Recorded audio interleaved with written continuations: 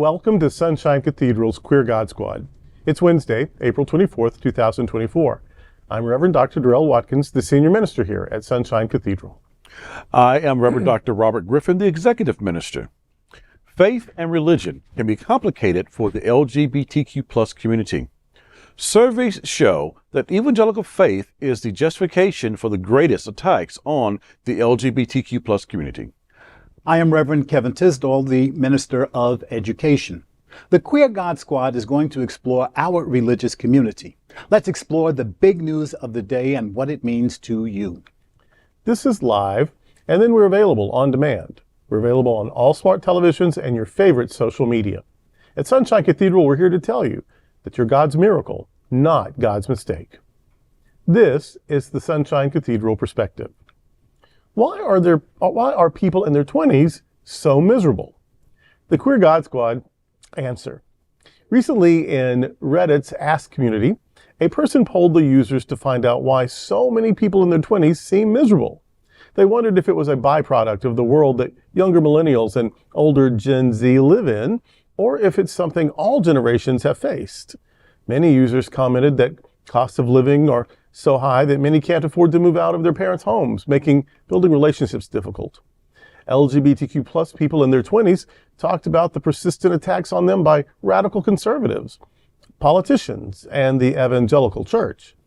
Some Gen X, hey, and Boomer users commented that the 20s are more difficult than many will admit, as the move into independent adulthood can be shocking and depressing.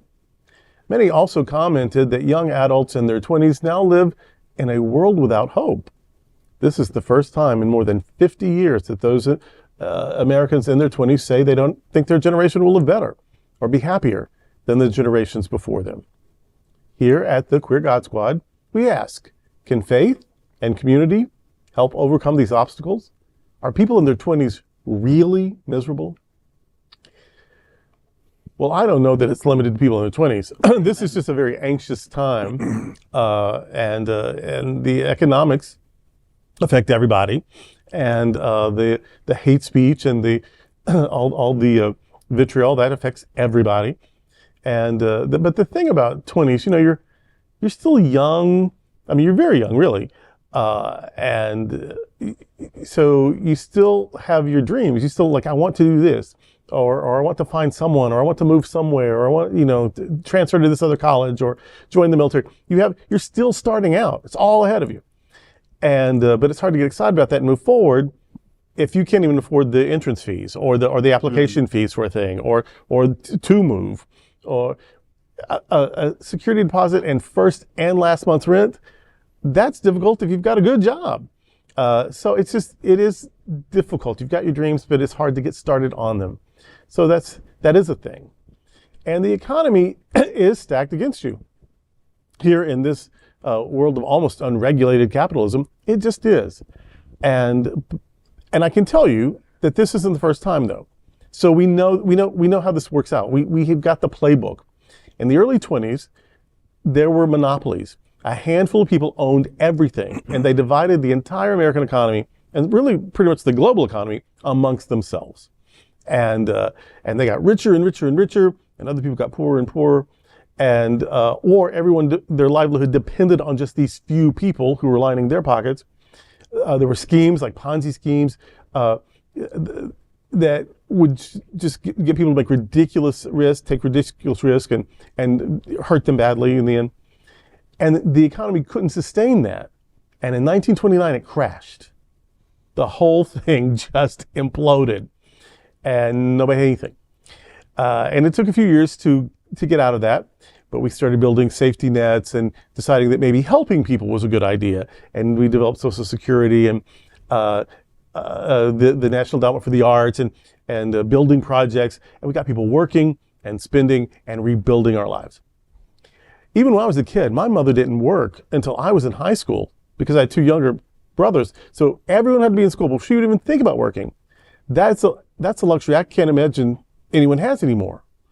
I mean, we didn't have a plush lifestyle. We weren't super posh, but you could live. You could pay your mortgage and feed your 3 kids and only have one person working. And don't think my dad was, or our name wasn't Rockefeller. He worked at a factory. He had a union job. My mother was a homemaker, and we survived. And so, but that's not really an option anymore, is it? So if things get worse and worse and worse, they can only get so worse. You know what I mean? They can only get so bad before the economy will correct itself. And that will be super difficult for a while, but then things have to get better. So I don't know I don't know to what extent that's going to happen. I don't know when that's going to happen, but I'm saying it's happened before and we're still here. So don't give up hope. Don't give up. Don't just throw your hands up and say it's all useless, because it can get worse and it can get better. And so don't give up too soon. Now, can faith help? Can faith help you with that? There is a scholar who I admire so much, Anthony Penn. And Anthony Penn is a religious scholar. He's also a humanist. And he says that what causes a lot of angst is is placing your hope on predetermined outcomes, or on what you hope is a determined outcome. So when you're hoping for a particular outcome and it doesn't happen, that's when you get very anxious. So I want to start college, but I can't because of whatever. I want to do a thing, but so that when you place your hopes on outcomes and the outcome doesn't happen, then you're stuck. He says a better attitude is to engage the struggle. If it's not good enough, you engage the struggle. And the struggle is where you have meaning, and meaning is where you find fulfillment. So whether you get it or not, you were part of a good fight. And that was a fight worth something, and that gave meaning, and the meaning is what then helps you be happy, whether or not you got the thing you wanted or not. So I think that's actually pretty good advice. Rather than pinning our hopes on outcomes that we've predetermined we want, let's just try to make things better. And in that engagement, we find meaning, and meaning is what helps us feel fulfilled. Wow. I had to take a few moments to remember my 20s. I am the quintessential baby boomer, born in the mid-1950s. So that means that I was in my 20s from 1975 until 1985. And I had to remember what it was like back then. I'm not going to say it was better than what it is now. I'm not going to say it was worse. I'm going to say that a lot of things happened in that 10-year period. Jimmy Carter became president of the United States after the Watergate debacle, where a president actually stepped down, did the right thing finally. Hint, hint to the orange magic. We had an energy crisis. There was a terrible depression in the economy. We had hostages that were being held by a foreign country. And then we got the Reagan years. Oh my gosh, we got the Reagan years. So every generation, I think, can look back at their 20s and say, wow, there was a lot going on and I survived. I live off of what Reverend Dr. Durrell is saying, that, yeah, stuff happens and eventually it changes, because there is a rock bottom, and when you hit that bottom, you'll know. And changes will happen, because people aren't going to put up with the insanity forever. So yes, people in their 20s, be miserable. It is your right. You are looking at stuff like I did. I blame my parents' generation for everything that was wrong with the world, pollution and the Vietnam War. And I realized that I have the ability to make change. I have the ability to make my life different. And that was what it was all about once I reached that magic age of 30, which didn't change immediately, but at least I got a better perspective that the world is not as miserable and terrible as I thought it was, through the energy crisis, through the Reagan years, through the Iran-Contra schemes, through all of the downturns in the economy. We survived because we kept moving forward. We kept looking at a better day, and we kept faith. Whatever you look at faith as, we kept faith that things can get better. 20 years ago, I would have been living in Cambridge, in Massachusetts, in seminary. That was 2004, right? I don't my pastor's math right. Yeah, in 2004. And so, Probably in your 30s then. Yeah, you were old by oh then. God, I'm just saying 20 years ago. Yeah. You were But 28 in my when 20s. you were 28 when we met. Oh, his 20s were great because hello. So yeah, the end of his 20s in particular were amazing. Oh my goodness. Oh. Self-love, my friends. Well, there it is. Amen. I'm working on that. But no, I think we know, the people who are in their 20s now just keep thinking like, okay, what have we contributed to that state that they were experiencing? And that's it, the collective we. But the world is still what it was then. Not much better now in some regards, and yet there's still hope. And I think that when we can identify what we're miserable about or what it is that we're going through, we find ways to kind of work with that. And I think Kevin kind of said, you deserve it. You're there, and live into it, and then also find ways to live out of it, and find ways to reclaim those things that are missing in your life that brings you hope, that brings you joy. Because guaranteed there will be something that will come along that's going to make you miserable again, and then you can reflect, I got through it once, I can get through it again. And so I think that's how we can think about how for self, overcoming miserable spots in my life, and thinking about people who are 20 years old today.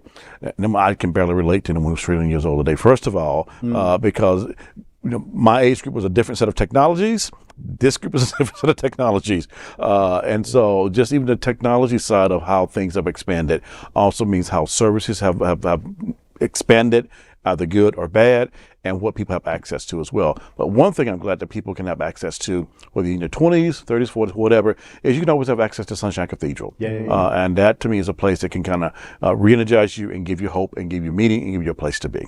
Our kid's 22, and I sometimes he'll get sad about things, the dates that, you have a pretty good day, but you have another one, and he's like, oh, was it me or whatever?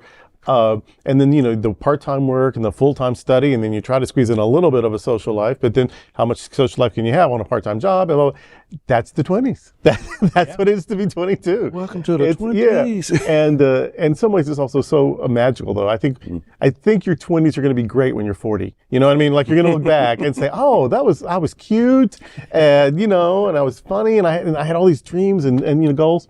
So I think your 20s are going to be great when you're 40. That's when you realize that they weren't so bad. And also, when we were in our 20s, there was this virus that had come over the world that hit when we were about 17 or 18, and then all through our 20s, and people were dying and being stigmatized for having it, and people didn't know where it came from for a while or how to get it. So if you had it, you were just a pariah. And then meanwhile, we're trying to keep hope for ourselves. We're trying to comfort our dying loved ones. We're trying to fight for funding to get some research, to get some medicine. Then we had monotherapies that were very limited effectiveness. They'd last about a year or two, and then they wouldn't work anymore. And it wasn't until we got the combination therapies that thing turned around. But that took about a decade. We spent our 20s on a viral battlefield. And it was scary at the time. And yet, I look back and I have some beautiful memories, and I'm very proud of ourselves because we engaged the struggle. So I'm saying, even if it's scary, even if it's miserable, even if it's unfair, if you will engage the struggle, that's where you're going to find meaning and fulfillment, and even some beautiful memories looking back. So yeah, sky's falling maybe. So get into the anti-sky is falling brigade and do what you can. Volunteer here, or study there, or speak out, or join protests, or do what you can to be involved, and that really makes it, that gives meaning to the misery, and then it also helps you get through it to better days. Indeed. I like that. Well, that's today on the Queer God Squad. We want to thank you for joining us. We're here daily at 3 p.m. to have some fun and discuss what our LGBTQ plus community is talking about. Sunshine Cathedral is the world's largest progressive queer church. Progressive, queer, and God are words that naturally should go together, and we are all in this together. Remember that. You are God's miracle, not God's mistake. Until next time, we are the Queer God Squad. Goodbye.